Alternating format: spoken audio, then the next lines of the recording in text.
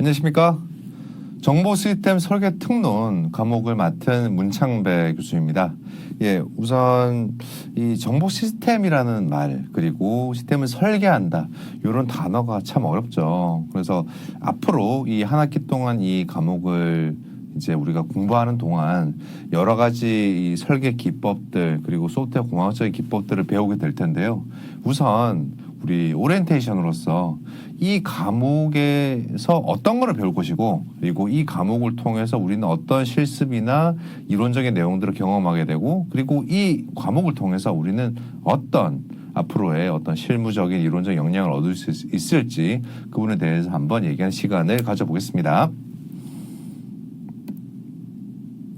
예, 우선 이 과목에서 다루는 주요 토픽을 몇 가지 소개를 하면서 이 과목의 특성을 한번 얘기해 볼게요. 자, 정보 시스템이라는 용어를 다루게 되는데요. 자, 정보 시스템은 우리가 예를 들어서 여러분들이 지금 수강 신청이라는 과정을 학교 포탈을 통해서 신청을 했고, 그 과정을 통해서 이제 이 과목을 수강하게 되시는 과정들을 쭉 생각해 보면요. 우리가 일반적으로 사용하는 여러 가지 웹 환경에서 우리가 사용하는 서비스들이 있죠. 그 서비스들을 구성하는 하나의 조직적인 그 시스템이라고 할까요? 그래서 어떤 화면이 있고, 우리가 그 화면에서 어떤 과목을 선택을 하고 신청을 하고 수정을 하고, 그런 과정들이 일련에 이루어지는 수강 신청이라는 시스템이 있고요. 우리가 만약에 수강 신청이라는 시스템을 만든다라고 이 기능을 설계하는 사람이라고 생각하면은 학생들에게, 그리고 교직원들에게, 그리고 학교 여러 가지 정책을 결정하는 기구에 이런 수강 신청을 위해서 어떤 기능이 필요하고, 그리고 화면이 어떻게 구성이 되어야 되고, 그리고 이 개발을 위해서 테스트는 어떻게 진행할 것이고, 그런 일련의 과정들이 쭉 진행이 되면서 이 수강 신청이라는 기능이 만들어지겠죠. 그래서 이 측면에서 우리가 거의 웹이라는 환경을 통해서 보고 있는 이 정보 시스템을 우리는 보다 우리가 더 어떻게 잘 구성할 수 있을지를 고려를 해 봄으로써 우리는 앞으로 우리가 현재 사용하고 있는 여러 가지 조직체나 혹은 학교에서 사용하는 여러 가지 전산 환경, 컴퓨팅 환경에 대한 이해를 높일 수 있을 것 같습니다. 그리고 소프트웨어 공학에 대한 보다 기반이 되는 이론이라고 할까요? 그래서 그 부분을 보다 좀 탄탄하게 다지고, 그리고 여러분들께서 앞으로 다양한 현업 업무를 수행하시는데도 도움이 되도록 하도록 하겠습니다. 그래서 시스템 분석과 설계, 사실 분석과 설계는 보통 어떤 학문이나 혹은 어떤 아주 디테일된 어떤 업무 영역에 쓰는 건데요. 자, 생각해 봅시다. 우리가 만약에 수강 신청이라는 기능을 만들 거예요. 이런 시스템을 만들 거예요. 그랬을 때 어떤 기능을 포함을 해야 될까? 화면에 어떤 메뉴가 포함이 되어야 되고, 기능이 어떻게 구성이 되어야 됐고, 그리고 어떤 데이터를 잘 저장을 해서 사용자들을 보여줄까? 그런 측면을 요구사항부터 해서 쭉 이렇게 분석해내고, 그것을 화면화, 기능화해서 구성해내는 것이 바로 이 분석과 설계고요. 좋은 시스템을 만들기 위해서 하나의 필수적인 단계로 볼 수 있겠습니다. 자, 그러면 사용자들에게 좋은 시스템이란 결국 하나 이전 과정으로 돌아가면요, 이런 과정들이 잘 수행이 된 시스템을 말할 것이고, 그러면 사용자들에게 어떤 측면이 있을까요? 사용자들이 수강 신청이나 학교 포탈 등에서 이루고자 하는 여러 가지 액션들, 수강 신청, 과목 수정, 과목 삭제, 과목 변경 등을 아주 본인이 원하는 상황에 따라서 쉽고 간편하게 할 수 있는 것이, 그리고 데이터에 여러 가지 문제점이 안 생기는 것이 좋은 시스템이겠죠. 그 측면에서 우리는 좋은 시스템을 만들기 위한 분석 설계안을 고민해 보도록 하겠습니다. 자, 그러면 우리는 이 시스템 설계라는 측면을 우리가 일상적으로 너무나 잘 사용하고 있는 IT와 연계지어서 볼 필요가 있겠죠. 그래서 소프트웨어 공학과 이 시스템 기술이 어떻게 관련이 있고, 어떤 방법으로 흘러가야 되느냐를 따져보게 될 것이고요. 그러다 보니 결국 소프트웨어 공학과 소프트웨어 생명주기, 그 SDLC라고 부르는데요. 소프트웨어를 이 하나의 생성이 되고 사용하고 나중에 어떤 피드백을 통해서 개선해가는 과정까지 전부 다 이렇게 포함을 해서 하나의 소프트웨어가 생명처럼 이렇게 단계적으로 진화하거나 발전해 나가는 모델을 이 소프트웨어 생명 주기라고 부르는데요. 이 측면에서 우리는 소프트웨어와 어떤 정보 시스템 프로젝트를 잘 관리하는 기법들을 여러 가지를 이론화해서 배워보도록 하겠습니다. 자, 그러면 오늘 이렇게 오리엔테이션을 했고요. 앞으로 우리가 이 과목을 하나하나 한 주차를 지내면서 이렇게 보다 본격적으로 배워가도록 하고, 우리가 이 3번의 온라인 세미나를 가는데요. 그때 우리 학우님들 뵙고 여러 가지 이론적인 실무적인 내용을 보다 깊이 있게 다루도록 하겠습니다. 자, 그러면 OT는 이상으로 마무리하겠습니다. 감사합니다.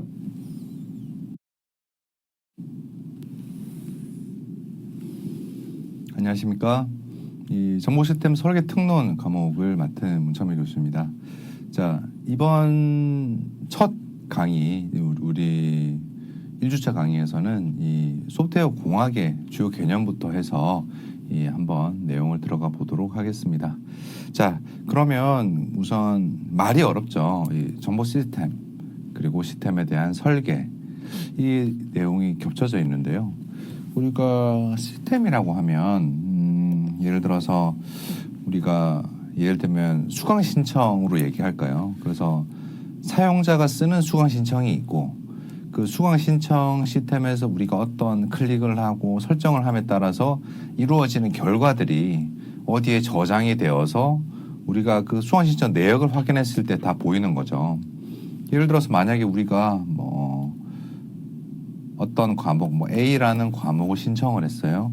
A라는 과목을 이렇게 수강 신청 딱 버튼을 누르면 이 과목을 신청한 내역이 어떤 저장소에 딱 저장이 되어서 우리 뭐 문창배라는 학생이 있고, 이 학생에 대한 이 신청 과목이 이거입니다. 이런 식으로 저장이 되는 공간이 있겠죠.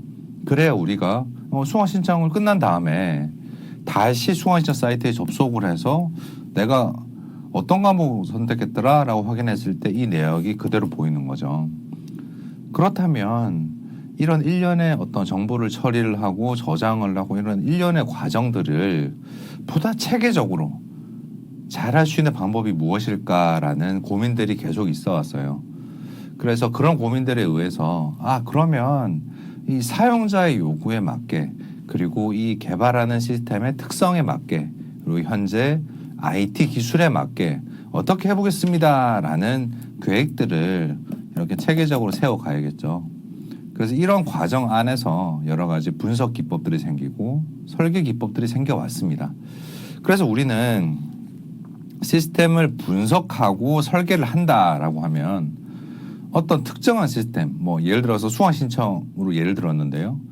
우리가 회사라면 회사에서 쓰고 있는 여러 가지 업무 포탈 겸 시스템들이 있고, 우리가 일반적으로 뭐 검색하는 뭐 웹사이트가 있고, 그 웹사이트도 하나의 이런 분석 설계 과정에 다 거친 거잖아요. 그래서 어떤 요구사항에 맞게, 그리고 사용자들에 맞게 이런 상호적 관계와 어떤 과정들을 이렇게 목적을 위해서 잘 해결할 수 있도록 만들어내는 것이 시스템이고, 그걸 보다 잘하기 위한 기법들이 이런 분석 설계 기법이 됩니다. 그래서 결국 시스템이라는 거는 보면 사용자가 요구하는 것을 잘 이렇게 표출할 수 있는가, 기능화해서 표출할 수 있는가가 가장 중요할 것이고, 사용자가 요구하는 기능들을 우리 컴퓨팅 환경에 맞게 잘 배치해주고 관리해주고, 그리고 그 전에 계획 단계까지 이루어가는 것이 바로 이 정보 시스템의 설계가 되겠습니다. 우리가 일반적으로 사용하는 포탈과 같은 웹 서비스들도 다 여기에 포함이 되고요. 그래서 우리는 좀 범위를 넓혀서 IT라는 단계에서 이 우리가 요구하는 시스템을 어떻게 설계할 것인가, 그 측면을 한번 고려해 보도록 하겠습니다.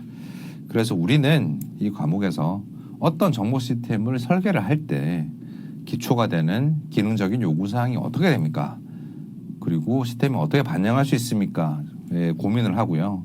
그리고 뭐 여러 가지 컴퓨팅 제반 설정들 그리고 기술들 그리고 여러 가지 리소스와 최종 어떤 결과적인 산출물 그리고 최종 사용자와 이것을 앞으로 쓸 수 있는 잠재 사용자와 그리고 개발자와 개발 관리자와 뭐 화면에 대한 디자이너나 이런 다양한 사람들이 다양한 이해관계자들이 같이 하나의 설계 도면을 보고 아 이거는 이렇게 되는 것이구나 이렇게 만들면 되는 것이고 이 사용자 입장에서는 아 이렇게 만들어진 것을 이렇게 쓰면 되겠구나 라는 것을 잘 보여줄 수 있도록 하는 그런 목적을 가진 이 설계를 하는 방법론을 한번 배워보도록 하겠습니다.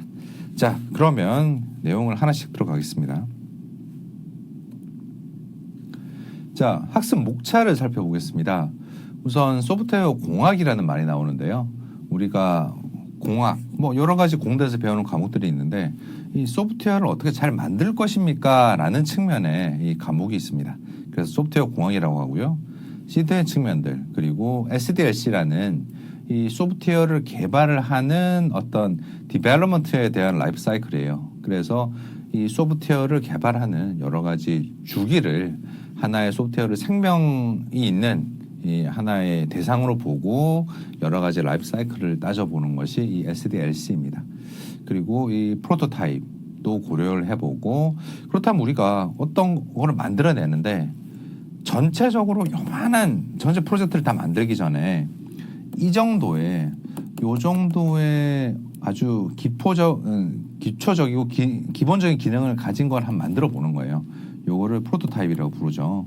그래서 요걸 통해서 우리가 이걸 이렇게 계속 가도 되겠다. 아니면 여기에서 요 정도는 수정하고 가야겠다. 그리고 앞으로 계획을 세울 수도 있고 계획을 수정해 나가면서 또 계획을 발전시켜 나갈 수도 있고요. 그래서 프로토타입이라고 부릅니다. 그리고 이 프로젝트 관리의 측면들. 이 프로젝트를 처음부터 수행을 하는데 어떤 식으로 관리해 나가야 될 것인가 그런 측면에 대한 고려도 진행을 합니다.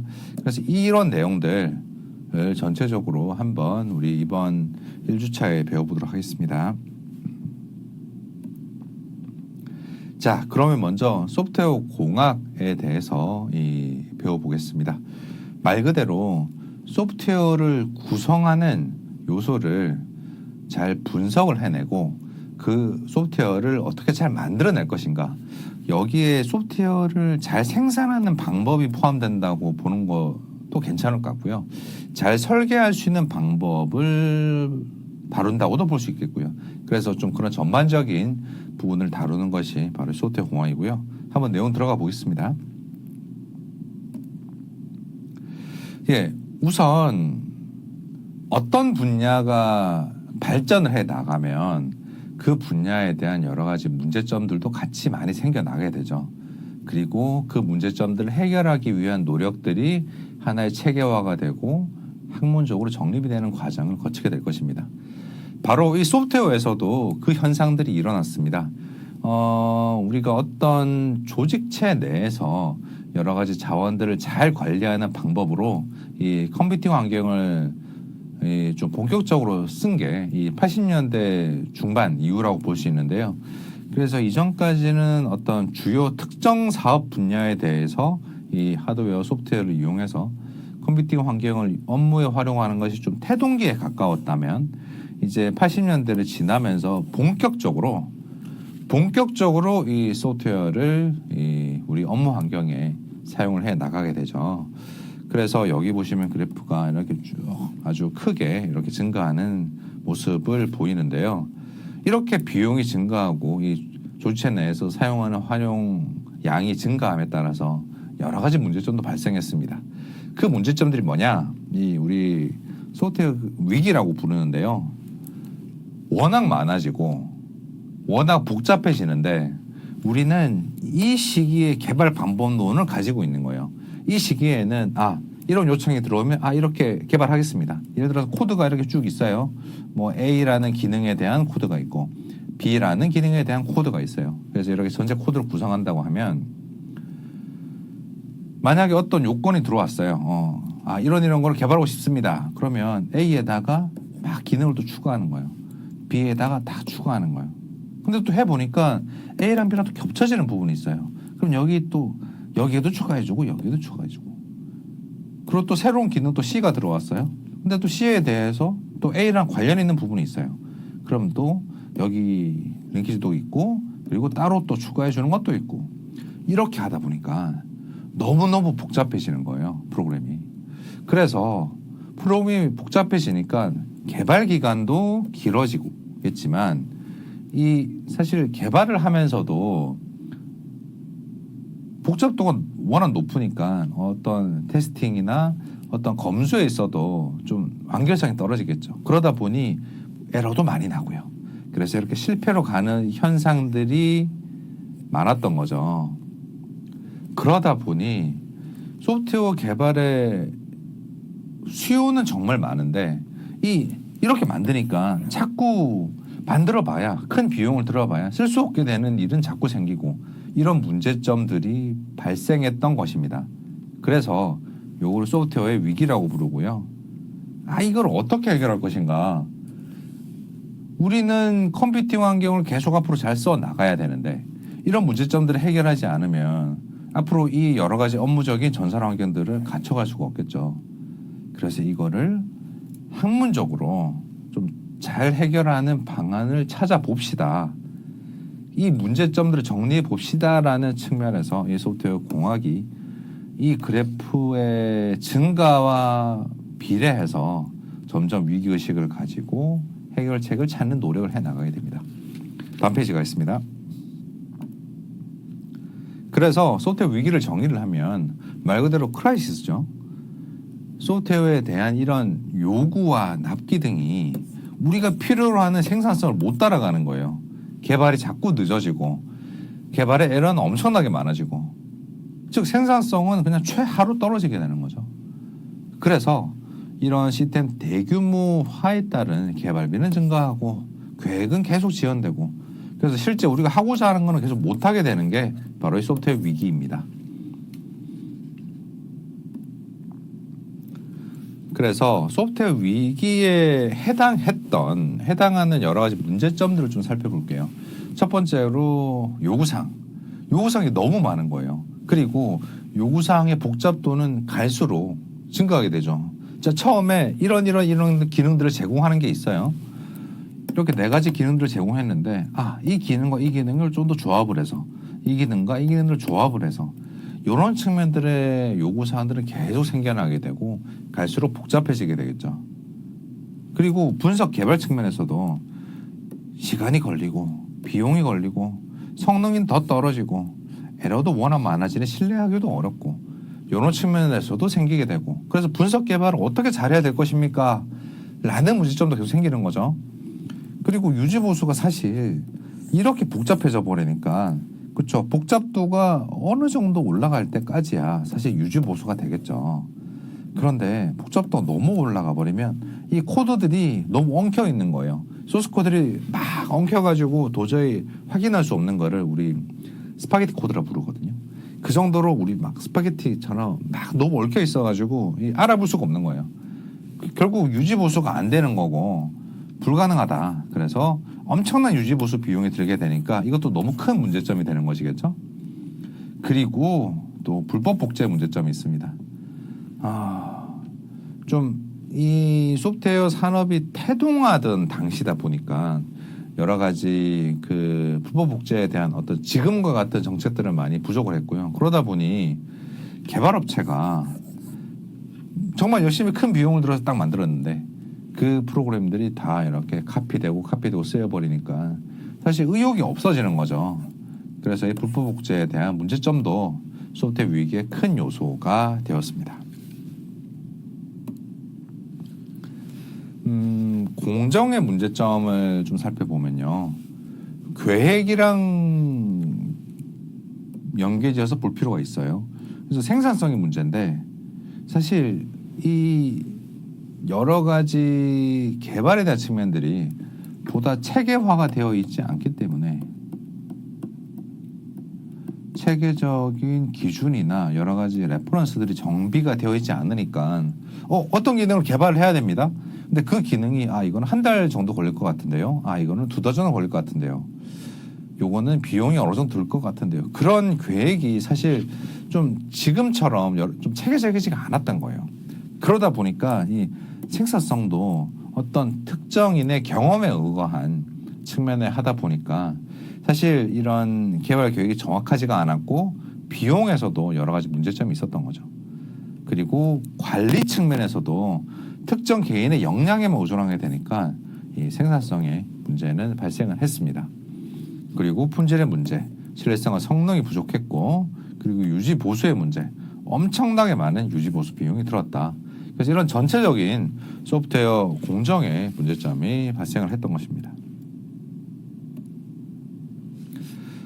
결국 이렇게 발생한 문제점들을 어떻게 해결할 것인가를 생각해 보겠습니다. MDD입니다. 그리고 PLD가 있습니다. 이거는 좀 다르게 부르기도 하는데요. 우리 과목에서는 이 MDD, PLD로 통칭해서 부르겠습니다. 그 MDD는 말 그대로 모델 드리븐 디벨롭먼트죠. 어떤 개발에 대한 체계화된 방법, 그 모델이 드리븐하는 거예요. 이 개발을 이끌어가는 거죠. 그래서 모델에 보다 중점을 둔 개발 방법론이 되고, 이거는 우리가 목표로 가져요. 어떻게 할 겁니다라는 목표를 아주 단순화한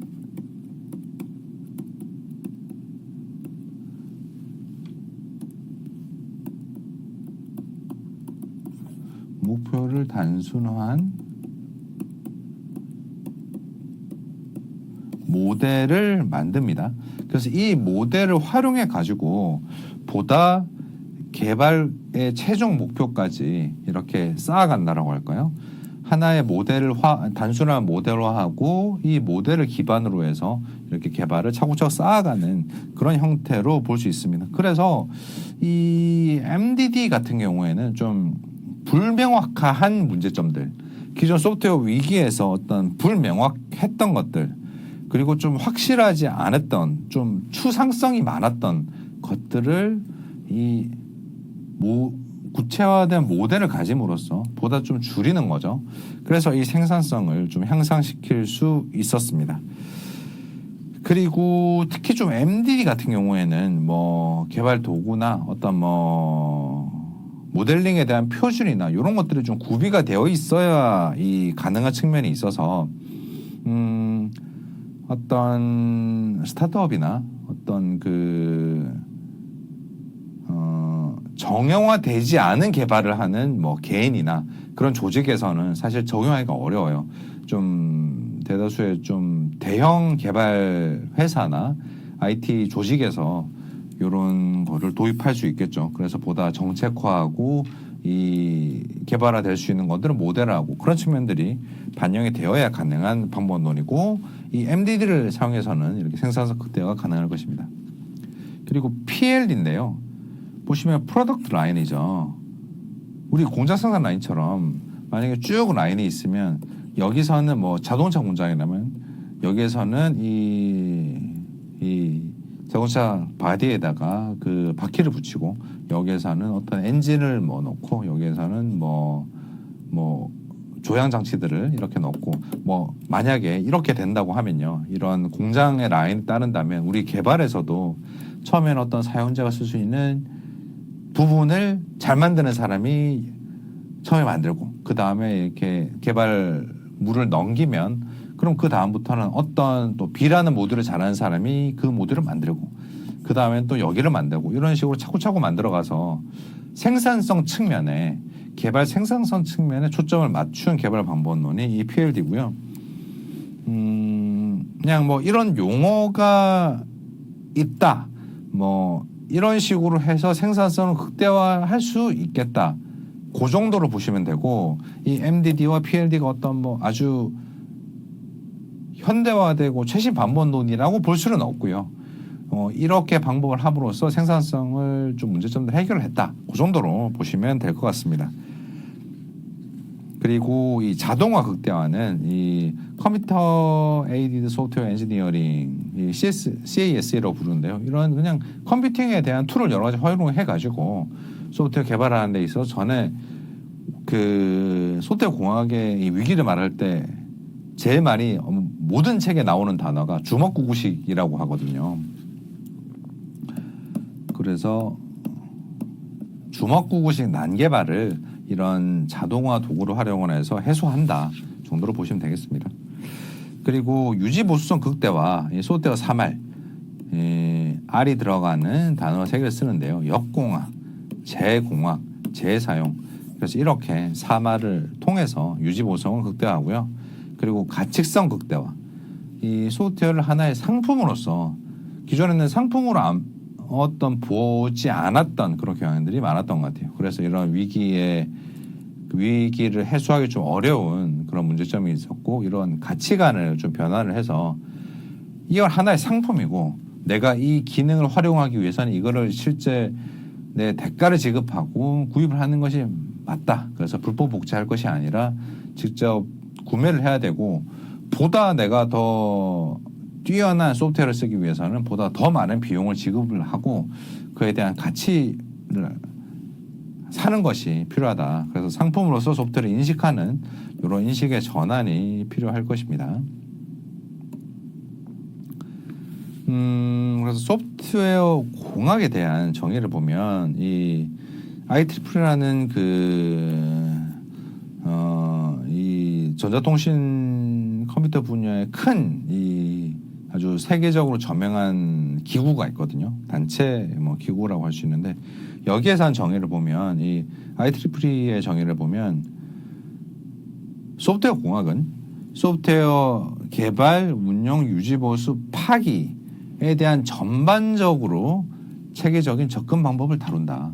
그래서 품질이 좋은 소프트웨어를 최소한의 비용으로 계획된 일정에 맞추어 개발한다.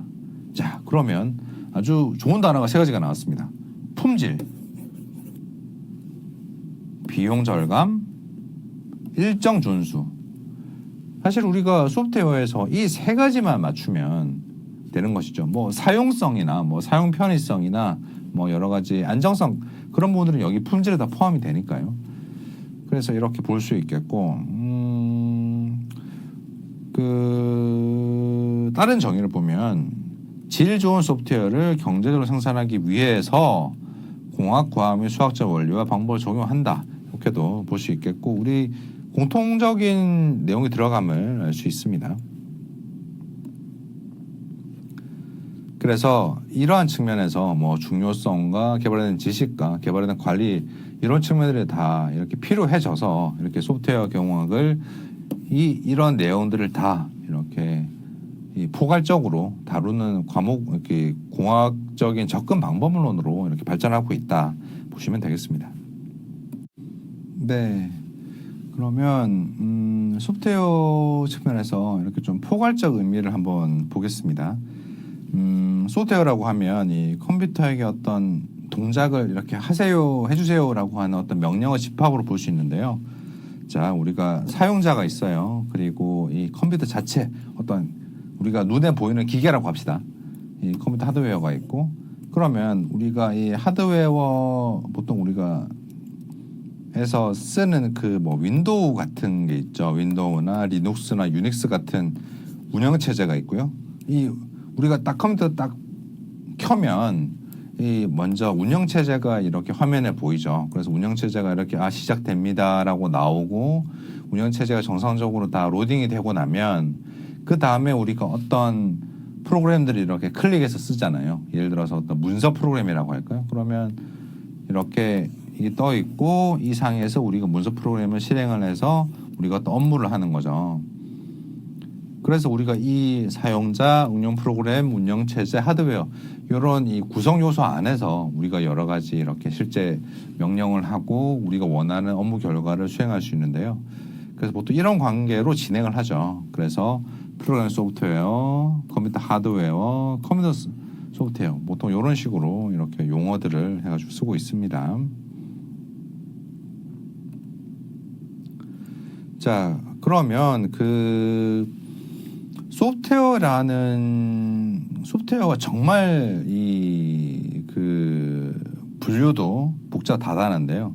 한번 대략적으로 한번 살펴볼까요? 우리가 크게 게임 소프트웨어라고 하죠. 우리가 게임 소프트웨어만 봐도 여러 가지가 있죠. 온라인이 있고, 모바일이 있고, 그리고 실제 콘솔로서 제공하는 게임들도 있죠. 그냥 참고로만 봐주세요. 이렇게 그 산업에 분류가 되는구나. 그냥 참고 정도로 봐주시면 되겠습니다. 그리고 여기 패키지 소프트웨어는 하나의 그 패키지화 되어서 판매하는 소프트웨어죠. 그래서 운영 체제도 있고요. 서버 관리 이런 것들, 그리고 어떤 정보 보호, 그리고 미들웨어, 데이터 처리에 대한 부분들, 그리고 데이터 분석에 대한 부분들, 그리고 이 소프트웨어를 개발하는, 시스템을 개발하는 소프트웨어들도 이렇게 포함이 될 수 있겠죠. 그리고 또 일반 사무용, 그리고 어떤 콘텐츠를 제작하는, 우리가 이 강의도 이 강의 영상을 제작하고 수정하고 편집하는 이 소프트웨어가 있겠죠. 그래서 여기 해당하고요. 그리고 ERP나 ERM, 뭐 재고 관리, 구매 관리, 물류 관리, 이런 여러 가지 업무 관리들을 해주는 프로그램들이 있고요. 그리고 CRM, 뭐 고객에 대한 요소들이죠. 그래서 고객 관리, 뭐 캠페인 관리, 에이스 관리 이런 프로그램들이 있고, SCM, SRM, 뭐 여러 가지 뭐 수요 관리 예측, 그리고 이 콜라보레이션, 뭐 그룹웨이 등이 있고, 금융, 제조, 에너지, 유통, 물류, 미디어, 이런 각 분야에 맞는 각 분야의 업무를 이렇게 전문적으로 하는데 도움을 주는 이런 소프트웨어들이 있죠. 그리고 뭐 병원에서 제약에서 쓰는 것도 있고, 건설, 교육, SOC, 그리고 또 기타 산업, 이런 다양한 이 소프트웨어들이 있습니다. 네, 그래서 또 클라우드에서 주로 쓰이는 이 소프트웨어 산업의 어떤 분류에 포함되는 것들을 보면요, SaaS, 요거는 서비스 기반이죠. 그리고 PaaS는 플랫폼 기반. 그래서 데이터베이스, 미드웨어, 모바일 여러 가지 플랫폼 기반을 바로 적용할 수 있는 그런 것들이 될 것이고요. 그리고 IaaS는 요거는 인프라 기반이죠. 그래서 컴퓨터 스토리지, 네트워크, 기타 IaaS 등이 포함이 되고요. 그리고 클라우드 서비스 브로커레이지에 대한 여러 요소들, 뭐 컨설팅, 연결 통합, 뭐 커스터마이징, 이런 유지 보수 서비스 등이 바로 이 여기에 포함이 되고 있습니다. 그래서 클라우드 서비스 내에서도 이런 다양한 분류가 있다 정도로 참고로 봐두시면 되겠습니다. 그리고 우리 IT 서비스로 와서는요, 그냥 우리 수강 신청을 쉽게 생각하시면 될 것 같습니다. 그래서 뭐 비즈니스, 뭐 IT 컨설팅, 주문형 소프트웨어, 그리고 SI도 뭐 시스템 통합도 여기 포함이 될 거고요. 그리고 네트워크 컨설 통합, 그리고 시스템 관리 운영, 그리고 네트워크 데스크탑 관리 운영, 데이터 센터 관리 운영, 뭐 서버 네트워크, 가상화 장비, 이런 장비들이 다 포함돼서 관리되는 곳이죠. 그리고 BPO 서비스, 뭐 물류 아웃소싱, 플랫폼, SM 컨설팅 서비스, 이런 것들을 다 포함을 해서 우리가 BPO라고 부르는데요. 그리고 IT 지원 서비스, 하드웨어 소프트웨어 유지 보수, 기술 지원, 그리고 IT 교육, 이런 것들이 다 포함이 돼서 이렇게 IT 서비스라고 부릅니다. 그리고 인터넷 소프트웨어라고 하면 우리 호스팅이라고 부르죠. 인프라 호스팅, 그리고 어플리케이션 호스팅, 인터넷을 통해서 어떤 응용 프로그램을 쓸 수 있게 해주는 거. 그리고 뭐 포털이나 인터넷 정보 매개 서비스라고 하면 웹 정보 서비스, 여러 가지 정보들을 검색할 수 있게 해주고, 그리고 전자상거래 이런 서비스들이 있고, 전자지급, 결제, 우리가 많이 쓰죠. 금융 관련해서 뭐 카드 결제, 전자지급, 간편결제 많이 쓰죠. 그리고 커뮤니케이션 서비스, 메신저, SNS, 그리고 영상통화들이 있고, 개인용 클라우드, 이거는 파일 공유 측면이죠. 그래서 파일 연동하고 동기하고 이런 서비스 다 포함이 되고요. 그리고 전자인증 확인 서비스도 최근에 많이 사용되고 있죠. 뭐 공인인증서는 기존도 많이 쓰고 있었고, 여러 가지 뭐 브라우저 통한 인증이나 뭐 새로운 인증 방법들이 많이 도입이 되고 있습니다. 그리고 또 웹 컨텐츠 전송 서비스의 예시를 보면, 뭐 우리가 전부터 오랫동안 써왔던 멀티미디어 컨텐츠, 그리고 엔터테인먼트 컨텐츠, 이북, 그리고 교육 학습 컨텐츠, 그리고 위치 기반, 이런 다양한 서비스들이 있죠. 그리고 기타 인터넷 서비스들도 이렇게 포함이 되어서 구성이 될 수 있습니다. 그리고 인베디드로 오면요, 인베디드는 그냥 하나의 특정 기구에 이렇게 배치가 된 삽입이 된 그런 뭐 전자통신 장치로 볼 수 있는데요. 예를 들면 뭐 자동차나 냉장고나 그런 그 장치의 어떤 부속이 된 뭐 컴퓨팅 장비들, 소형 컴퓨팅 장비들로 볼 수 있겠죠. 그래서 인베디드 OS라고 하면 뭐 리눅스, RTOS 이런 인베디드 운영 체제가 있고 여기에 펌웨어가 있고 미드웨어 등이 있겠죠. 그리고 소프트웨어 개발 도구를 하면 이 실제 이런 소프트웨어를 개발한 도구들이 될 것이고 쓰임새는 워낙 다양하죠. 뭐 유선 통신 기구 그리고 정보 가전기기, TV, 냉장고, 세탁기 이런 장치들에도 최근에 다 이 컴퓨팅 그 기술들이 들어가잖아요. 그래서 이 컴퓨팅 기술들을 활용할 수 있게 해주는 하드웨어 장비도 있고 소프트웨어도 있겠죠. 그래서 이거를 인베디드 뭐 하드웨어, 소프트웨어 이렇게 부릅니다.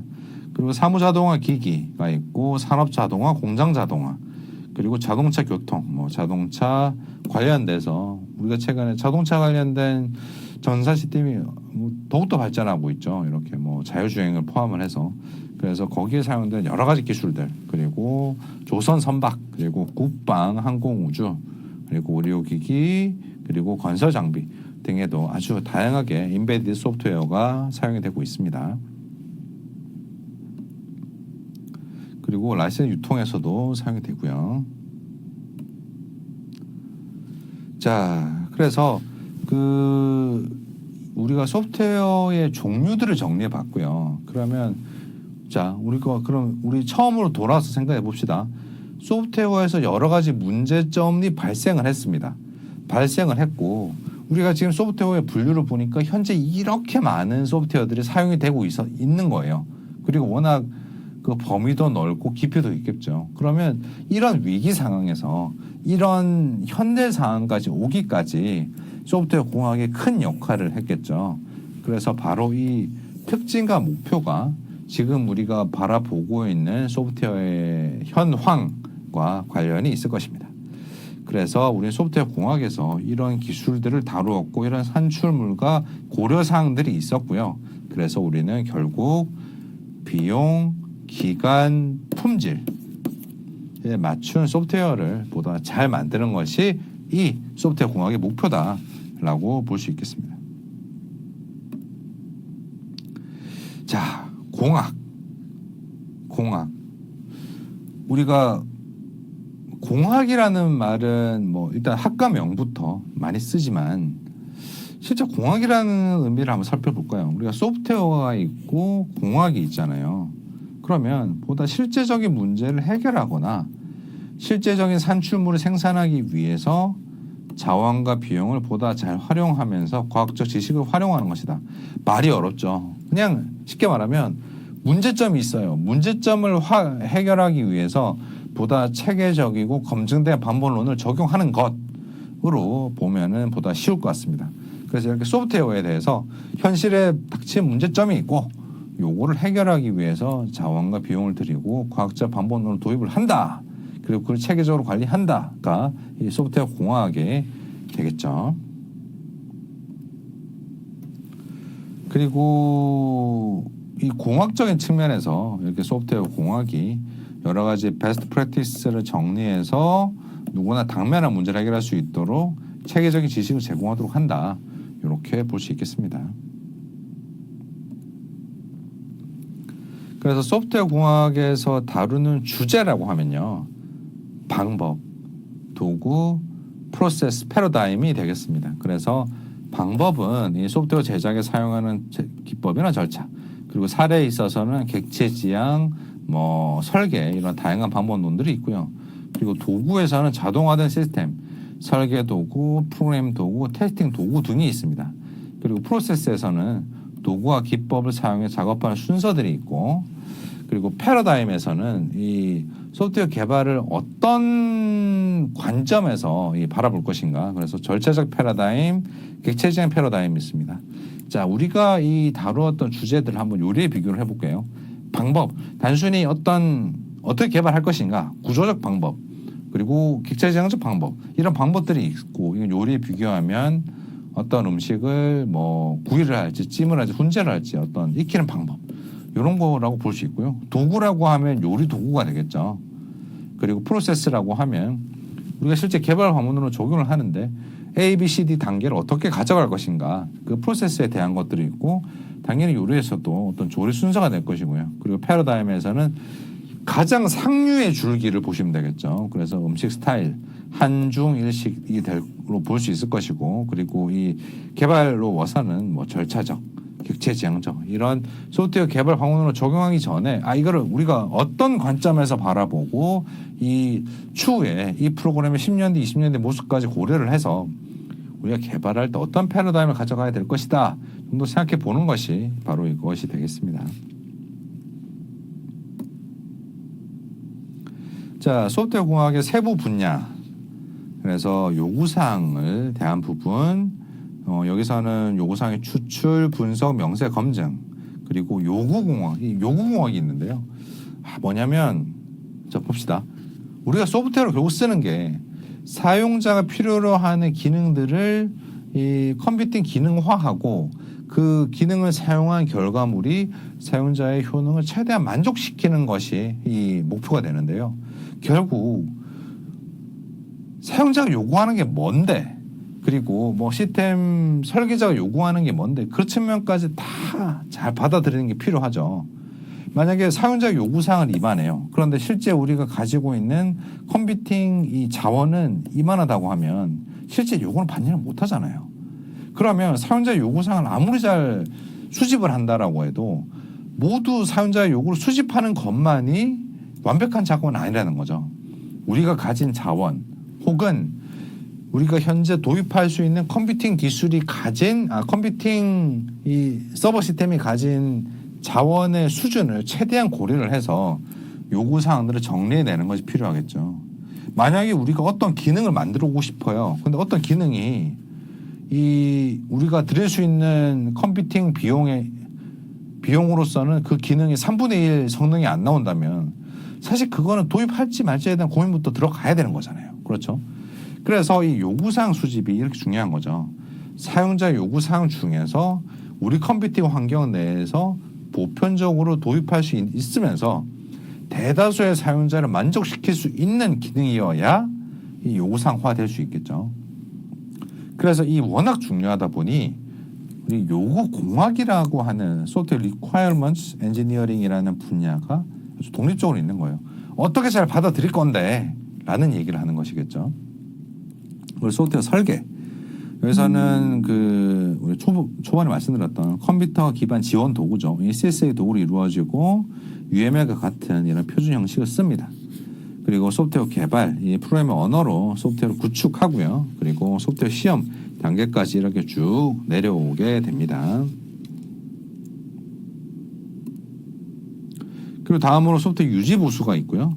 그리고 소프트웨어 형상 관리가 있고요. 그래서 소프트웨어 시스템이 매우 복잡하니까 그 형상이 표준화되고 구조적인 방법으로 관리되어야 한다 볼 수 있고, 그리고 소프트웨어 공학 관리, 이 프로젝트 관리에 매우 밀접하지만 다른 관리 분야와는 다른 소프트웨어 고유의 어떤 측면이 있죠. 그래서 관리 측면을 이렇게 보다 잘 본 것으로 볼 수 있습니다.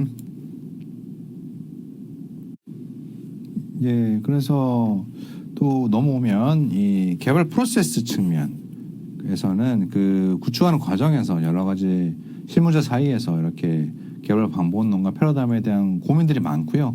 그에 따라서 그럼 이 패러다임과 개발 방법론을 어떻게 잘 실천할 것인가로 나온 것이 개발 프로세스고, 그리고 소프트웨어 공학 도구로서 CS를 쓰고, 그리고 품질 측면도 워낙 중요한 것이죠. 자, 그래서 이 소프트웨어 공학의 계층 구조를 보면요, 도구가 있고, 방법론이 있고, 프로세스가 있고, 품질이 있는데요. 이렇게 보면 단계가 쭉 있죠. 요거를 하나씩 좀 보겠습니다. 우리가 계층 구조라고 하면, 우리가 어떤 정보의 위계를 두는데요. 그래서 여러 가지 우리가 학습에 있어서의 위계와 마찬가지로 이 학문에서의 다루는 이 계층 구조가 따로 있거든요. 그래서 이 도구를 통해서 이 방법론을 정의를 하고, 이 방법론을 통해서 이 어떻게 잘 방법론을 수행할 것인가에 대한 프로세스가 정비가 될 것이고요. 이 정비가 되면 최종적으로 이 프로덕트에 대한 품질을 우리가 어떻게 잘 끌어올리고 이 어떻게 어느 정도의 품질이 나올 수 있을 것이며 그에 대한 부분까지 고려를 할 수가 있겠죠. 그래서 도구가 있고 반복론이 있고 프로세스가 있고 품질이 있고 이런 측면을 계층화해서 다룬다로 볼 수 있겠습니다. 도구, 프로그램 개발 과정에서 사용되는 여러 가지 방법을 자동화한 것이다. 그리고 CAS는 이 소프트웨어 개발 전 단계를 지원하는 대표적인 도구였죠. 그리고 방법론은 이 프로세스 중심 방법론, 70년대에 있었고 주로 변환 과정이나 프로세스를 강조해서 개발했던 아주 초기 방법론입니다. 프로세스를 중시했어요. 그리고 자료 중심, 이 자료 중심은 이 데이터베이스에 기반한 거예요. 그래서 어떤 자료의 저장과 처리를 기점으로 해서 이 소프트웨어를 개발해 갔던 방법론에 해당을 합니다. 그리고 객체 제한 방법론인데요. 요거는 자료 기반으로 보기에는 여러 가지 기능이 복잡도가 너무 크고 이 유지보수도 어려운 거예요. 그래서 어떤 객체를 하나의, 그러니까 객체라면 어떤 사용 기능, 그 사용 기능의 어떤 그 주체라고 할까요? 그래서 그 뒤에 좀 더 자세히 배우게 될 텐데 여기서는 어떤 객체를 하나의 형태화 해가지고 그 사용성에 대한 기능이 여러 가지 하나의 포괄적인 걸 갖는 거죠. 예를 들어서 수강 신청을 한다라고 하면 수강 신청을 액션을 한 학생이 있어요. 그럼 학생이라는 객체가 기능을 어떤 거를 하죠? 수강 신청을 선택을 하고 삭제를 하고 확인을 한다 라는 액션이 있다고 합시다. 그럼 학생이라는 객체는 이런 세 가지 기능을 가져요. 그래서 이거를 한 덩어리 묶어버리는 거예요. 그렇게 하고 그리고 또 교수님이 있다고 합시다. 교수님이 수강신청 사이트에서는 별로 하는 게 없고 만약에 어떤 관리자라고 합시다. 그럼 관리자는 어떤 뭐 전체 수강신청 학생들을 이렇게 확인을 해가지고 교수님의 계정에다가 수강신청한 한 학생이 50명입니다. 이 학생들에 대한 정보들을 넣어주겠죠. 그리고 추후에 뭐 수강 정정 기간에 이 수강을 취소하거나 아니면 또 추가로 등록한 학생이 이만큼 있습니다. 그리고 만약에 교수님이 어떤 과목에 대한 뭐 수업 계획서 같은 걸 변경을 한다면 여기 수강신청 시스템에서도 수정이 돼야겠죠. 그래서 이런 교수님이 수강신청 사이트에서 하는 기능들 그리고 우리 학우님들이 이 수강신청 사이트에서 여러 가지 기능들을 하나의 유형화하고 좀 더 각각의 사람이 하는 기능 방법은 조금씩 다를 것이나 우리가 시스템에서 제공해야 되는 기능은 좀 이런 보편성을 가지죠. 그래서 요거를 약간씩 추상화하고 묶어가지고 이 누구는 이런 기능을 한다, 누구는 이런 기능을 한다. 요거를 이 객체를 정의를 한다고 하거든요. 그래서 여기 프로세스를 모듈화하고 정보들을 이렇게 잘 관리해 주는 것이 객체 지향 반복론입니다. 객체 지향 반복론에 대해서는 보다 조금 더 세부적으로 뒤에서 학습하게 됩니다. 그리고 프로세스는 그 소프트웨어 개발에 필요한 여러 가지 작업이나 내용, 결과물 이런 정보들을 쫙 묶어가지고 이 선후 관계와 더불어 표현한 거예요. 그래서 명세, 개발, 검증, 진화 이런 식으로 네 가지 영역으로 구분이 되게 됩니다. 그리고 품질이라고 하면 이 정확성, 유지 보수성, 무결성, 사용성이 있고 이 기준으로 이렇게 품질을 평가하게 되는 관점이 있습니다. 자, 그러면 우리 그 이번 1교시 강의는 이상으로 마무리하겠습니다. 네, 그러면 우리 2교시에는 시스템과 시스템 개발자 그리고 SDLC 모형에 대해서 배워보겠습니다.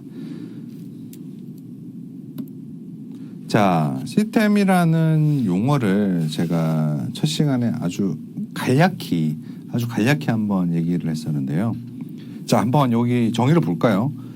컴퓨터에 의해서 처리가 가능한 형태로 자료를 변환하고 입력하고 그 자료를 저장, 처리, 가공을 해가지고 필요한 시점에 출력할 수 있도록 설계하고 구현한 정보의 체계다라고 하죠. 그래서 이 시스템을 잘 활용할 수 있도록 변환하고 사용에 쓸 수 있도록 해주는 게 바로 이 시스템이고요. 그래서 우리가 만약에 수강 신청을 A라는 과목을 신청합니다라고 입력을 해요. 그러면 처리를 할 때는 그 과목에 해당하는 정보가 있고 그 과목에 대한 수강생들의 목록이 있겠죠. 뭐 학번이 11, 12, 13, 14 이렇게 쭉 있으면 지금까지 4명이 수강 신청을 했어요. 그럼 여기 내가 1호면 1호도 여기 딱 넣어주는 거예요. 그래서 이 A라는 과목의 수강 신청이 이제 5명이 되었다. 로 처리를 해주는 거죠. 저장을 해주고 이제 화면에 우리 브라우저 수강 신청 브라우저에서 보고 있겠죠. 그럼 여기서 1호 학생이 A 과목에 수강 신청이 되었습니다라고 뭐 얼럿이 뜨거나 보여주겠죠. 그래서 이런 식으로 입력, 처리, 출력까지 이런 단순 기능이지만 이런 복잡한 이런 기능들이 다 이렇게 모여가지고 하나의 수강 신청이라는 시스템을 이루죠. 그래서 그렇게 보시면 되겠습니다. 자, 그러면 우리가 만약에 수강 신청 시스템을 만든다. 그러면 어떤 사람들이 참여할까요? 자, 관리자, 그리고 조직의 전문가. 이 수강 신청이라는 업무에 대해서 잘 아는 사람이 있어야겠죠. 그래서 학교 전산팀에, 학교 정보팀에 여러 가지 담당자들도 참여할 것이고, 그리고 이 수강 신청에 대한 여러 가지 요건을 내는 어떤 학사 업무를 하시는 분들도 여기에 참여해서 요구사항을 내실 것이고, 그리고 여기에는 당연히 학생들이 기존의 수강 신청 시스템을 쓰면서 요구사항을 냈던 수강 신청 시스템이 이렇게 수정되면 좋겠어요 라고 냈던 그런 요건들이 뭐 학사팀이나 정보팀에 있을 것이고요. 그 정보들도 여기 다 반영이 되겠죠. 그래서 학생과 여러 가지 부서의 교직원들이 다 포함이 돼서 이 의견들을 낼 것이고요. 그리고 그렇다면 수강 신청이라는 정보가 데이터베이스에 어떻게 포함이 돼야 될지에 대해서 데이터베이스 관점에서 담당하는 DB 전문가가 있을 것이고, 그럼 이거를 프로그램에서 어플리케이션 차원에서 어떻게 개발을 할지에 대한 프로그래머의 고민도 있을 것이고, 그리고 이 사업 전체를 책임을 지고 만약에 수강 신청 시스템이 기존에 있었고 그것들을 고도화하는 프로젝트를 한다고 합시다. 그럼 프로젝트의 총 책임자로서 전체적인 이해관계자들의 그 의견들을 아우르고 완성까지 이끌어가는 총 책임자, 프로젝트 관리자 PM이 있겠죠. 그리고 이 PM 아래 이 시스템들을 잘 분석을 해내고 요구사항들을 받아서 내는 시스템 분석가들. 그래서 우리 기술이 이만큼인데 이 요구사항 중에 어떤 것을 반영할 수 있고 어떤 것은 요 정도로 축소를 해야 될 것이고 어떤 기능은 또 다른 기능이 뭐랑 연계될 것이고, 그런 종합적인 판단을 하는 게 업무를 하는 분이 시스템 분석가고, 그리고 시스템 관리자는 이 시스템의 책임자로서 여러 가지 앞으로의 활용성 측면들까지 포함을 해서 의견을 내는 분이 시스템 관리자가 될 것입니다. 자, 그래서 개발자, 고객, 사용자로 보면요. 자, 고객이 있어요. 이 고객은 수강 신청이라면 보면 고객과 사용자가 같게 볼 수도 있는데 다를 수도 있는 거죠. 자, 만약에 수강 신청을 만드는 개발사라고 합시다. 수강 신청 시스템을 만드는 개발사예요. 개발사가 있으면 고객은 학교가 되겠죠. 학교의 어떤 정보부서라고 합시다. 학교 정보부서에서 비용을 들어가지고 수강 신청 시스템 개발해 주세요라고 하는 거예요. 그러면 계약에 대한 여러 가지 의무가 있겠죠. 소프트웨어하고 개발이 있고 기능에 대한 완성 데드라인이 있을 것이고, 그리고 완성이 되고 나면 앞으로 여러 가지 또 수정사항이 있을 것이잖아요. 그 수정사항들을 어떻게 가져갈지 유지보수하는 측면까지 있을 거예요. 그래서 그런 비용적인 측면들과 계약적 측면들을 다 관리하는 것이 바로 이 고객, 학교 정보부서가 될 것이고요. 사용자는 학생이죠. 그리고 교수님도 있을 것이고, 그리고 학사팀도 쓰겠죠. 그래서 이렇게 학생, 교수님, 학사팀이 사용자이고, 이 사용자들이 여러 가지 요구사항들을 잘 정리를 해가지고 소프트웨어와 시스템에 담아줘야겠죠. 그래서 이렇게 개발자, 고객, 사용자가 이렇게 나뉘어지고 뭐 경우에 따라서는 고객과 사용자가 같을 수도 있겠죠. 어떤 게 있을까요? 만약에 정보부서에서만 쓸 시스템을 개발한다고 합시다. 그러면은 개발사가 있고 정보부서가 있겠죠. 그러면 계약하고 계약에 있어서 고객이 되고 그리고 실제 사용에 있어서도 이 사용자가 되겠죠. 그래서 이 고객과 사용자가 하나의 형태가 될 수는 이렇게 될 수 있을 것 같습니다.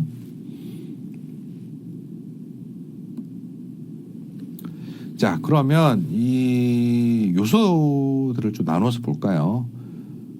첫 번째로 고객. 소프트웨어의 개발 필요성을 결정을 한다. 그래서 사업적 타당성을 판단해 가지고 개발자에게 이렇게 만들어 주십시오. 개발비를 지원하는 거죠. 그래서 아까 본 예로 들면 학교의 어떤 정보부서가 수강 신청 시스템에 대해서 고객이 될 수 있다라고 말씀을 드렸습니다. 그리고 사용자, 유저를 보면 개발자에게 소프트웨어 시스템에 대한 사용자 측면에서의 요구사항을 제공을 합니다. 그리고 고객이 사용자 역할을 같이 할 수도 있고요. 현재 말씀드린 것처럼 뭐 예를 들어서 정보부서 내에서 필요한 어떤 시스템을 개발한다고 하면 정보부서의 당사자가 이 개발 사용자가 되는 거죠. 그래서 개발사와 사용자, 이꼴 고객이 있게 되는 구조가 되는 것이고요. 그리고 다양한 사용자가 존재하는 소프트웨어 있을 수도 있죠. 그래서 이 경우에는 사용자의 작업을 이해하고 요구사항을 이끌어내는 것이 매우 중요하겠습니다. 어떤 게 있을까요? 예를 들어서 수강 신청 시스템이라고 하면 세 부류가 있겠죠. 학생, 그리고 교수님, 그리고 학사팀 이렇게 사용자 군이 있었는데요. 또 좀 나누어 볼까요? 학생도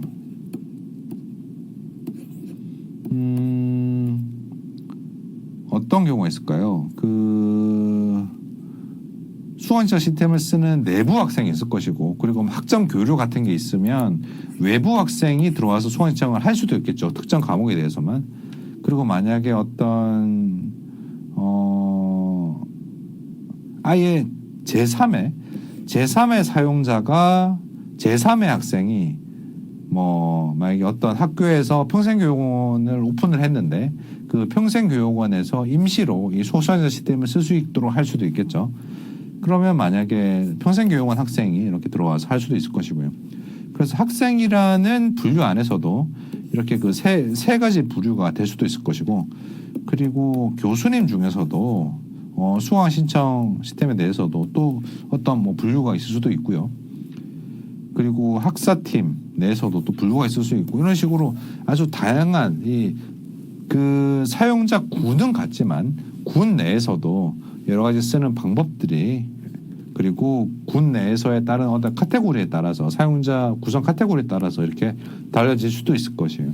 그래서 이런 다양한 측면들이 있는 소프트웨어의 경우에 각각 사용자가 어떤 작업을 하는지 그걸 잘 이끌어내 가지고 요구사항들을 잘 이 시스템화해서 적용하는 것이 필요할 것입니다. 그리고 개발자. 자, 개발자는 말 그대로 일단 고객과의 계약을 딱 했으면 만들어야 될 내용이 있죠. 만들어야 될 내용들이 있고 기간이 있어요. 예를 들어서 2024년 뭐 12월 30일이다. 그런데 2024년 10월 24일까지는 무엇을 해주세요. 뭐 이런 식으로. 그리고 2024년 뭐 6월 13일까지는 또 무엇을 해주세요. 뭐 2024년 뭐 5월 24일까지 뭐 이런 식으로 날짜가 각각 다 다르면서 여기까지는 일정, 여기까지는 어떤 일정, 그런 것들을 다 명시할 수도 있는 거잖아요. 그것처럼 우리는 최종 개발 기간이 있고 뭐 1차 완료일, 2차 완료일, 뭐 중간 보고일 뭐 이런 식으로 다 일정들이 있고, 이에 따라서 개발자는 이 기간에 따른 요구 사항들을 이렇게 해서 이렇게 산출물들을 제시하게 되겠죠. 그래서 전체적인 12월 30일까지 기간 동안에 이런 산업 요구사항을 기반으로 소프트웨어 시스템을 개발하는 역할을 한다. 그리고 화면 또는 팀을 구성해서 이렇게 작업을 하게 되는 게 될 것입니다. 그래서 개발자가 이런 역할을 하게 되겠죠. 자, 그리고 SDLC라는 것을 보는데요. 이 SDLC는 SD는 뭔지 아시겠죠? 소프트웨어 디벨롭먼트예요. 소프트웨어 디벨롭먼트가 SD까지고요. LC는 라이프 사이클이에요. 그래서 우리가 소프트웨어를 어떤 개발하는 과정을 하나의 생명 주기화해서 하나의 생명체로 보고 봅시다. 자, 만약에 우리가 소프트웨어라는 대상이 있어요. 소프트웨어는 이런 게 필요한데 만들어 봅시다라고 딱 개발을 했어요. 그런데 우리가 그 소프트웨어를 더 이상 쓸 수 없는 단계가 될 수도 있잖아요. 뭐 예를 들어서 어떤 버전이 특정 OS 디펜던시가 강하다고 하면 이거는 우리 옛날에 아주 오래전에 종료된 윈도우 9를 생각해 볼까요? 그러면 윈도우 9에서만 돌아가는 소프트웨어 그리고 거기에 최적화된 소프트웨어가 있단 말이에요. 그럼 그거는 그 윈도우 9에 해당하는 OS 지원이 완료가 되면 그 프로그램도 더 이상 쓰기 좀 어려워지겠죠. 그 프로그램에서 이렇게 버전업을 하고 이렇게 OS에 맞는 프로그램들이 이렇게 착착착착 있겠죠. 마찬가지로 소프트웨어도 그런 식으로 만들어져고 계속 쓰이다가 어느 순간에 되면 종료를 하고 또 어느 순간에 종료도 그런 단계를 거칠 것이고요.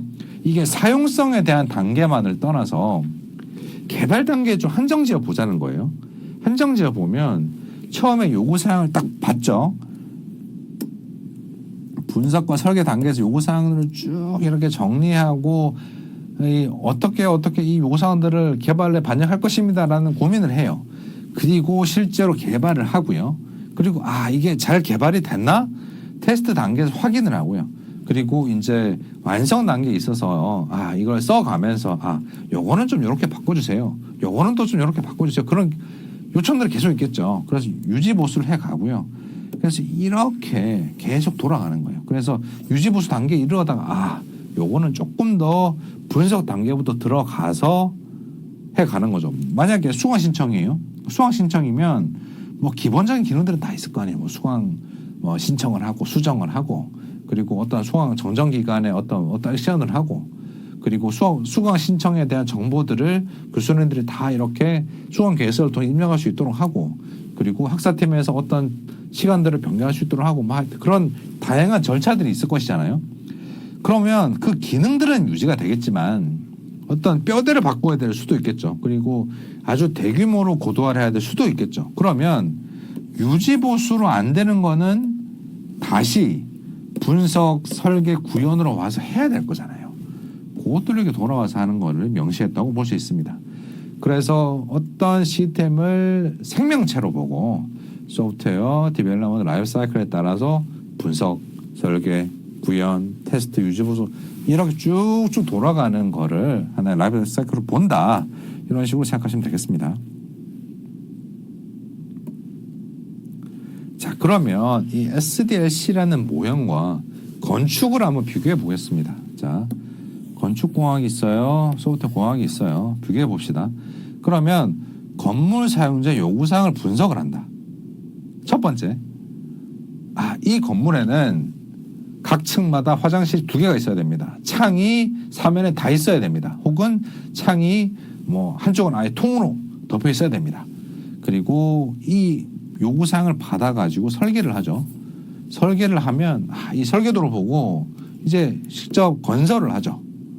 건설을 하고 이제 건설이 잘 되었습니까? 감리를 하죠.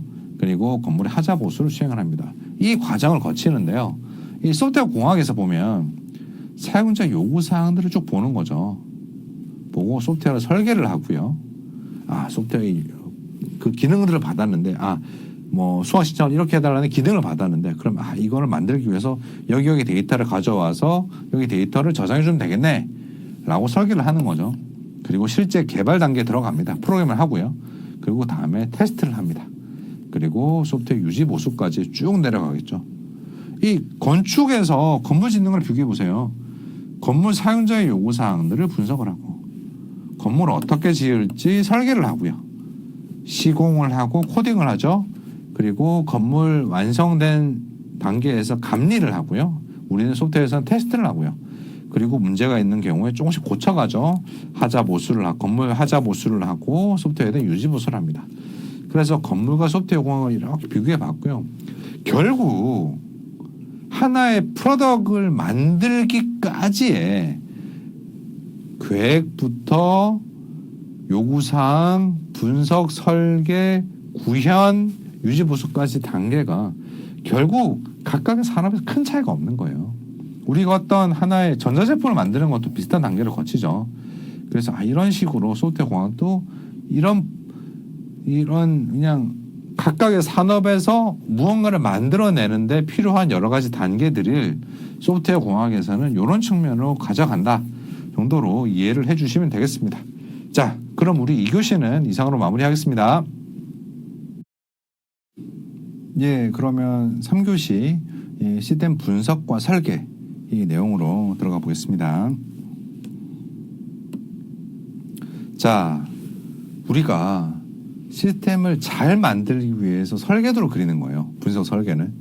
그러면 우리가 만약에 수강 신청이라는 시스템을 만들기 위해서 설계를 한다고 합시다.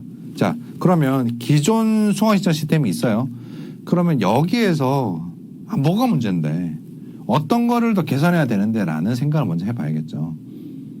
그러면 수강 신청에 대해서 잘 아는 사람들을 데려와야 될 거 아니에요. 그래서 학생들 그리고 교수님들 그리고 사사팀 직원분들 데려와가지고 어떤 요구사항을 수집을 하는 분들이 있어야 될 것이고 그리고 또 이 교내에 이런 정보 시스템을 잘 관리하도록 하는 부서의 직원들도 있어야 될 것이고 그리고 개발사도 있어야 될 것이고 그리고 PM도 당연히 있어야 될 것이고요. 이렇게 시스템 분석을 하는 조직이 있는 거예요. 그래서 조직체 내에서 이 요구사항을 수집을 하는 그 분들, 학생, 교수님, 직원분 그렇게 해가지고 요구사항을 수집을 하는 거예요. 수집을 하고 그리고 요구사항을 이걸 어떻게 가져갈 건데 만약에 학생이 요구사항 1, 2를 냈어요. 그리고 교수님이 요구사항 3을 냈어요.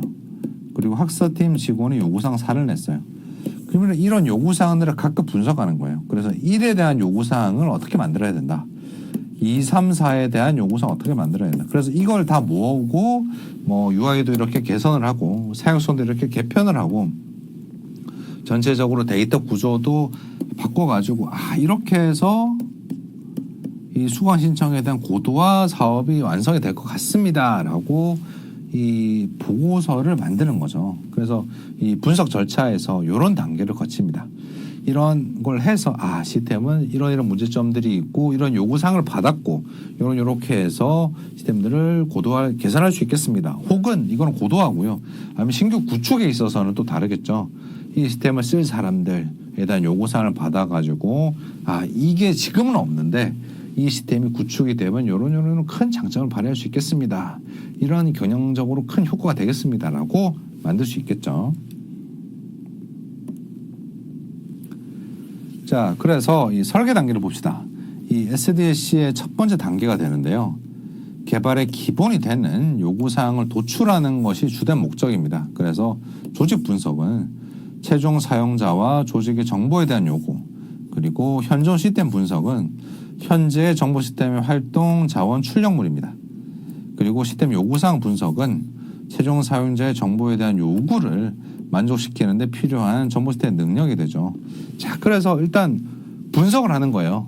그래서 사용자 그리고 이 조직에 대해서 판단을 하고 현재 시스템이 이 기능들을 다 받아줄 수 있는가, 이 처리할 만한 성능이 되는가에 대해서 뭐 활동, 자원, 출력물을 보고 그리고 요구사항들, 정보에 대한 요구를 만족하는 데 필요한 정보 시스템 자체의 능력을 현존 시스템 분석을 통해서 나오는 거죠.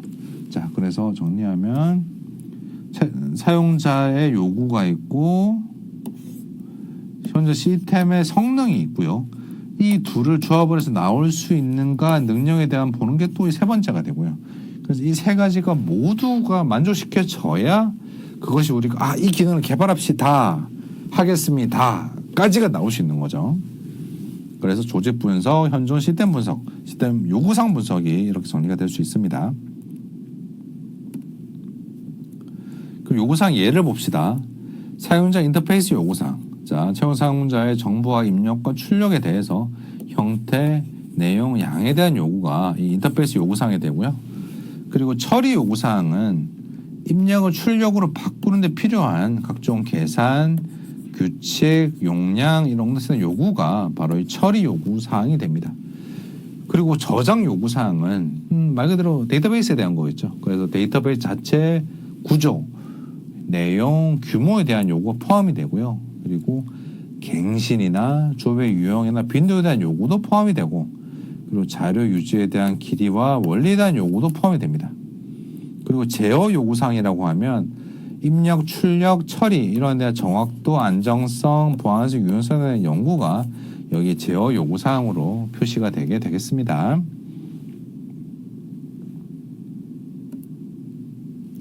자, 그럼 두 번째 단계가 이 설계가 되는데요. 설계는 그냥 우리 설계도를 그린다고 생각합시다. 자, 소프트웨어, 하드웨어를 이렇게 설계도를 따라서 해야 되다 보니 논리적 설계, 물리적 설계를 잘 살펴야 될 텐데요. 자, 논리적 설계를 봅시다. 그러면 우리가 시스템의 구성 요소가 뭐가 있는데 로부터 보는 거예요. 자, 수학시험을 또 갑시다. 그러면은 유저가 있어요. 유저가 있고 과목 목록이 있어요. 과목에 대한 목록이 있고 그리고 학생 목록이 있어요. 그리고 이 과목에는 수강 신청 정보들 예를 들어서 뭐 과목 계획서 등이 포함이 되겠죠. 그리고 뭐 강의실 정보들도 포함이 되겠죠. 그래서 이런 각각의 정보들이 있을 거예요. 그리고 뭐 교수님 정보들도 있을 것이고요. 그러면 이런 각각의 구성 요소들이 있단 말이에요. 그럼 이 구성 요소들을 잘 나열을 하고 그 구성 요소들 사이의 관계를 토대로 해서 시스템을 설계하는 것이 중요할 것입니다. 그래서 이런 각각의 정보들을 논리적으로 잘 배치하고 시스템 설계에 반영하는 것이 중요하겠죠. 그래서 이것을 논리적 설계라고 부르고요. 물리적 설계는 어떤 이 논리적 모형을 만들었죠. 그래서 이 논리적 모형을 보다 기술적인 설계로 바꾸는 거예요. 이 논리적 모형을 기술적 설계로 바꾼다. 그래서 이 시스템의 구성 요소에 대해서 어떤 실제적인 어떤 특정 기술을 딱 찍어가지고 이걸 이렇게 이런 식으로 구성하고 여기는 이런 식으로 구성하고 여기서 데이터베이스 어떻게 소통하고 그 외부 시스템이랑 어떻게 연계하고 이런 정보들까지 다 정리해서 실제 이 설계안을 가지고 개발에 반영할 수 있을 정도까지 정리를 해주는 것이 바로 이 물리적 설계에 해당합니다. 자, 그래서 설계를 보면 어떤 종류가 있을까요? 바로 이 사용자 인터페이스에 대한 항목이 있겠죠. 그래서 화면 부분 그리고 화면에서 보이는 여러 가지 뭐 출력할 수 있는 자료 문서라든가 그리고 이 결과적으로 나오는 보고서나 대화 상자 뭐 그에 대한 또 설계가 있을 것이고요. 그리고 자료 설계는 이 자료 구조에 대한 설계가 있을 것이고 이 처리 설계는 프로그램과 절차에 대한 설계. 그래서 사용자 인터페이스, 자료 설계, 처리 설계 이렇게 크게 세 가지 부분에 대한 설계가 있을 수 있겠습니다. 우리 SDLC 각 단계마다 인력이 얼마나 투입이 되는지에 대한 것인데요. 실제 개발 단계에서 제일 많긴 합니다. 개발 단계에서 투입 인력이 제일 많고요. 보통 처음에 이렇게 그 IT 프로젝트가 시작이 되잖아요. 시작이 되면 처음에 분석 단계에서 일단 요구사항을 받아야 되니까 이 현업의 요구사항을 주는 현업 인력들이 제일 많이 투입이 되겠죠. 그러다가 설계가 되면서 요구사항을 어느 정도 완료를 하고요. 설계안에 대한 검수까지 딱 진행이 되고 나면 이제 개발 단계로 오면은 사실 현업 인력은 그냥 이 정도 그냥 확인해주고 만약에 개발하다가 이게 맞나요? 여기가 연계가 혹시 되지 않나요? 그런 개발자의 질문에 대해서 어떤 소통해 줄 수 있는 아주 최소의 현업 인력만 배치가 되면 되겠죠. 그렇게 해서 개발이 진행이 되다가 테스트로 오면 실제 현업이 이거 이렇게 되는데 실제 테스트를 직접 하는 게 필요할 거잖아요. 그리고 유지보수 단계에 오면 실제 사용을 하는 주체니까 현업이 또 증가하게 되겠죠. 자, 그러면 또 개발 인력을 봅시다. 전산 인력을 봅시다. 처음에 분석 단계에서는 이 분석 설계 요구사항 분석가 정도만 있으면 될 거예요. 그래서 시스템 아키텍터 위주로 투입이 되고요. 그러다가 이제 설계 단계로 오면서 이제 개발자도 같이 이 설계에 참여하게 되죠. 그러다가 구현 단계에서 엄청나게 많은 최대 인력이 투입이 되고요. 그래서 설계와 구현 단계에서 개발자가 많이 투입이 되고 오면 다시 테스트 단계로 오면서 테스트 인력, 개발 인력을 포함해서 테스트 인력도 많이 투입이 되겠죠.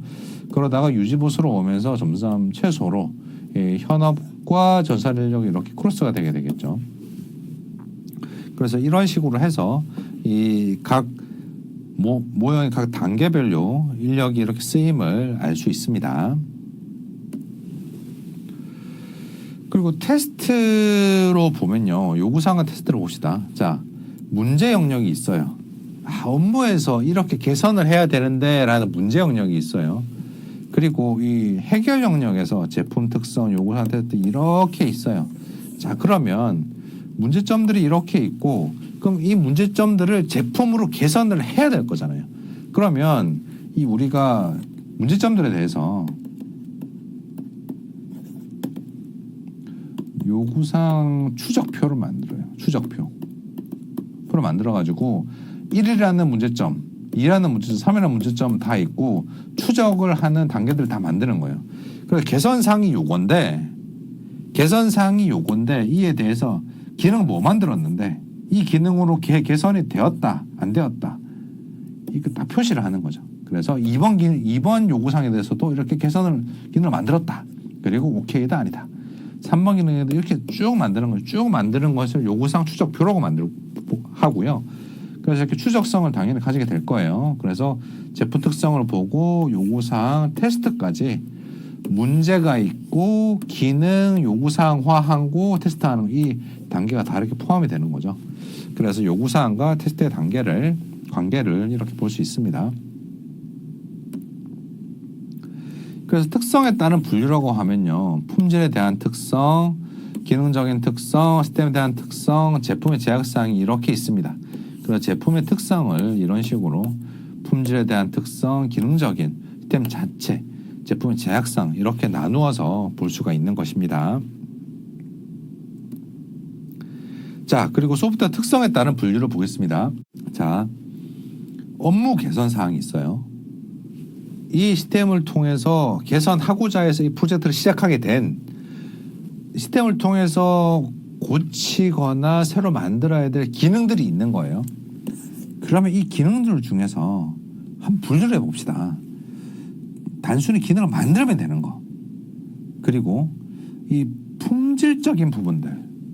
그리고 시스템적인 부분들. 이런 기능과 품질을 가져올 때 어떤 시스템이 CPU가 어느 정도 올라와야 되고 메모리가 어느 정도 올라와야 되고 데이터 양이 어느 정도 돼야 되고 그런 시스템적인 특성도 있을 것이고 그리고 이 업무를 개선을 하는데 업무 자체에서도 어떤 프로세스를 개선하는 게 필요하지 않는가를 보는 거죠. 그래서 이 업무를 개선하기 위해서는 시스템뿐만 아니라 우리가 실제 하고 있는 업무 순서도 1, 2, 3, 4단계가 있으면 2단계를 보다 3단계를 잘 할 수 있는 단계로 좀 수행해 봅시다. 그래서 이걸 위해서 레거시를 어떻게 바꿔봅시다. 라고 하는 업무 표준, 업무 규칙들이 있겠죠. 그래서 우리가 결국 이런 업무 개선을 해야 되는데 기능적인 특성, 품질 특성, 시스템 특성, 업무 특성이 가져가야 됩니다라고 하는 것이 전체적으로 얽혀있게 되는 것이죠. 그래서 제품 특성이 되는 것이고요. 요거를 보다 잘 스페시피케이션을 해주는 것이 이 맨 아래 측면이 되고요. 기능적인 특성을 유즈 케이스 모델화하고 품질 특성을 어떤 성능이다, 보안이다, 신뢰성이다 측면에 따라서 어떤 프로파일화 해주고요. 그리고 시스템 특성을 이렇게 하드웨어, 네트워크, UI, 시스템 구성, 시스템 표준에 따라서 제약사항화하고요. 그리고 업무 특성을 업무 표준 뭐에 따라서 규칙으로 이렇게 요구사항화할 수 있습니다. 그래서 업무 개선 사항을 이런 식으로 정리를 해주는 것이 필요하겠죠. 자, 그래서 우리 이번 그 교환에 이 출처를 이렇게 달았습니다. 그래서 이런 자료를 참고해서 우리 교환을 만들었음을 알아주시기 바랍니다. 네, 이런 자료를 참고해서 이 교환을 만들었습니다. 자, 그러면 우리 학습 문제에 대해서 학습해 보겠습니다. 자, 우리 그 처음에 그 소프트웨어 위기라는 내용에 대해서 학습해 봤는데요.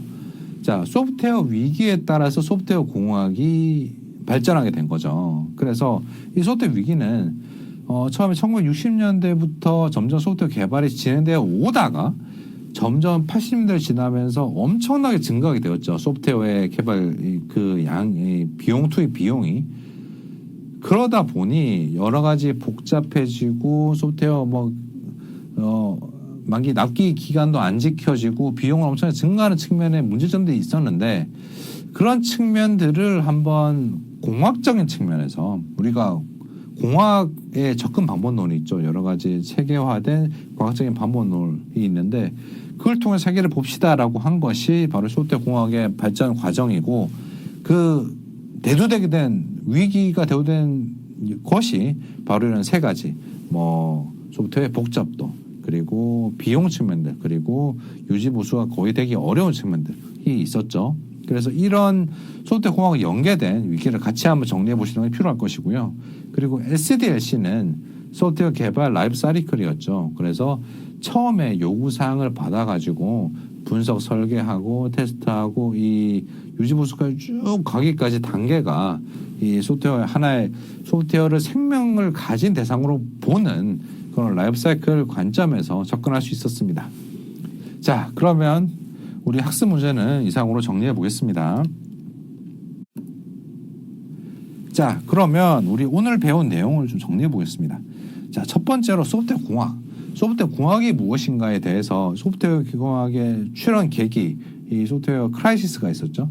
그래서 이 위기 상황에 대한 여러 가지 문제점들을 해소하기 위해서 소프트웨어 공학을 도입이 필요해졌고요. 그래서 소프트웨어 공학의 이 다루는 범위 그리고 소프트웨어 공학이 해결해야 될 문제점들 그리고 소프트웨어 공학의 어떤 방식으로 그리고 어떤 요소를 가지고 해결해 가는가에 대한 사항들을 학습해 보았습니다. 그리고 시스템이 과연 뭔지 시스템 개발자의 역할이 뭔지 그리고 개발자뿐만 아니라 이 시스템에 개입하는 여러 가지 이해관계자들이 누가 있으며 그 단계별로 어떤 역할들을 하는지도 배워보았고요. 그리고 이 SDLC 모형을 배워봤죠. 그래서 단계별로 우리가 4가지 단계의 유지보수까지 포함해서 봤는데요. 그래서 어떻게 단계별로 개발이 진행이 되는가, 이 소프트웨어 개발에 왜 단계가 필요하며 그 단계별로 어떤 단계들이 있는지를 학습해 보았습니다.